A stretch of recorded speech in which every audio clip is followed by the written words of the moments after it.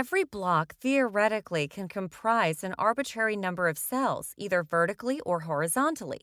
To maximize the number of possibilities and reduce the risk of hacking by brute force, you want a balance of the number of blocks and the number of cells in each block. Here is a vertical block consisting of 5 rows. Each block is controlled either by A, green, or B, yellow. The one who controls the block either sets all his bits at 0 or 1. The entire part on this side will either be only 0 or 1. In this example, B, yellow, controls the block. B has chosen to set all his bits at 0. He has set his switch for the block to 0.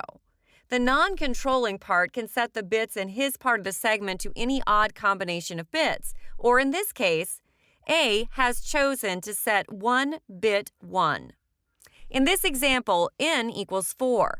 However, the number of selected fields by A, green, is still odd, as always for any block, in this case 3. Also here B is the controller. He has chosen to switch the block on equal 1.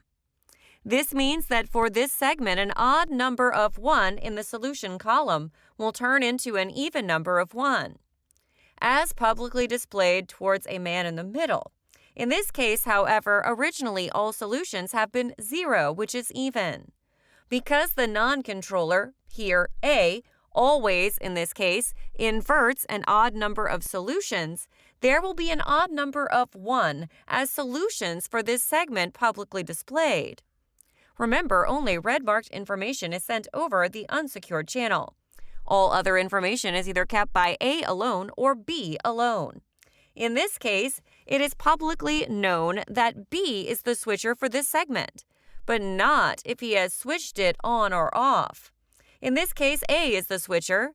This means that he either switches the block on by turning all his bits in that block 1, or switches it off by turning all his bits 0. In this case, the block is switched off. The effect is the same for the block as if B had been the switcher.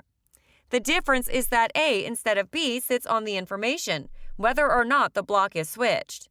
This means if he turns it on, he has to binary add 1 to his XOR tally sum. In the end, A as well as B has to binary add 1 for every block the respective part has switched on. Then their values will match each other.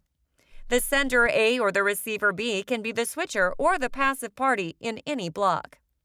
The assignment of who is the switcher for each block is done randomly along with the creation of the matrix.